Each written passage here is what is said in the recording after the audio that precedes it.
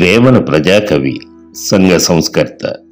విశ్వదాభిరామ వినురవేమ అనే మాటను వినని తెలుగు వారుండరు.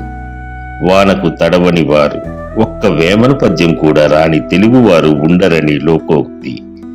వేమన 1652 1730 మధ్యకాలంలో జీవించాడు. వేమన గురించి ఎవరు ఏం చెప్పినా ఆయన వ్యక్తిగత వివరాలు ఏ ఒక్కరూ సాక్ష్యాధారాలతో నిరూపించలేకపోయారు. వేమన పద్యాలపై పరిశోధకుల్లో అగ్రగణ్యులు ఆచార్య డాక్టర్ ఎన్ గోపి.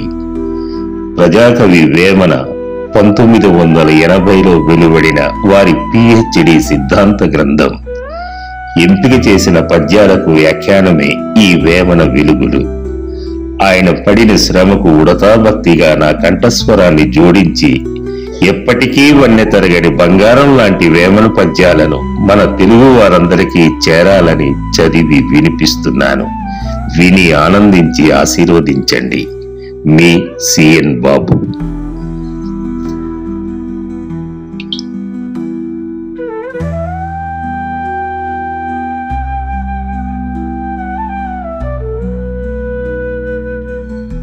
మొనయ సత్యమునను మును హరిశ్చంద్రుండు నిత్యమైన కీర్తి నిలుపుకునేను.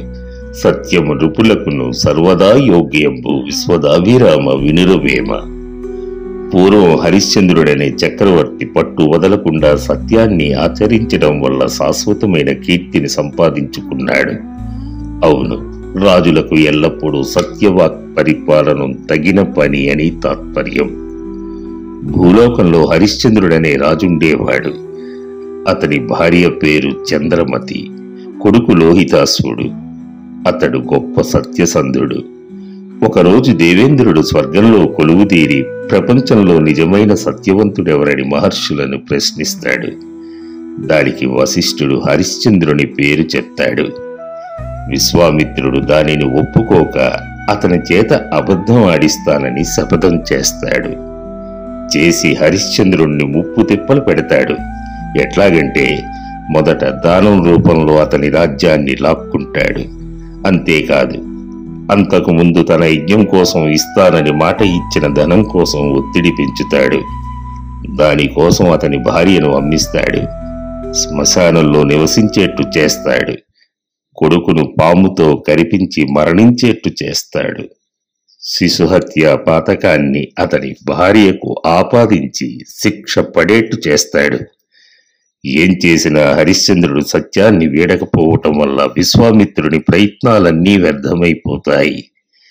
దీనికి దేవతలు మెచ్చి ప్రత్యక్షమై అతని కొడుకును బతికించి పోయిన రాజ్యాన్ని ప్రసాదిస్తారు. విశ్వామిత్రుడు కూడా తన తపస్సు వలన సంపాదించిన పుణ్యాన్ని అతనికి ధారపోస్తాడు. సత్య హరిశ్చంద్రుడిగా ప్రసిద్ధికెక్కమని ఆశీర్వదిస్తాడు. ఇది కథ. ఇంత పెద్ద కథను వేమన 3 ముక్కల్లో ముచ్చటగా చెప్పాడు. మొనయ అంటే పూనుకొని అని అర్థం. మొనసి అంటే అదే పనిగా అని. ఈ మాట వేమనకు చాలా ఇష్టమైనది. చాలా పద్యాల్లో వాడతాడు కూడా. వ్యర్థపదం కాదు. అలాగే మును అంటే పూర్వం, నిత్యమైన అని, ఎడతెగనిది అని అర్థం. కీర్తి అంటే మంచి పేరు అనే గాని విరివిగలది, మారనిది అనేది భావార్థం. నిలుపుకొనెను అంటే విశ్వామిత్రుని పరీక్షల దాటికి తట్టుకుని హరిశ్చంద్రుడు తన సత్య వ్రతాన్ని చివరిదాకా నిలుపుకున్నాడని, అలాగే జీవితాంతో నిలుపుకున్నాడని కూడా అర్థముంది.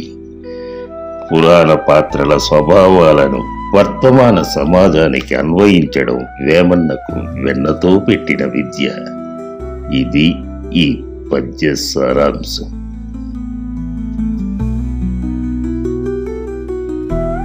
Thank you for watching. We're committed to bringing you great content, so stay connected with us. If you enjoyed this video and found it helpful, please like and share it with your friends and family. Don't forget to subscribe to our channel and hit the bell icon to get notified about our future videos.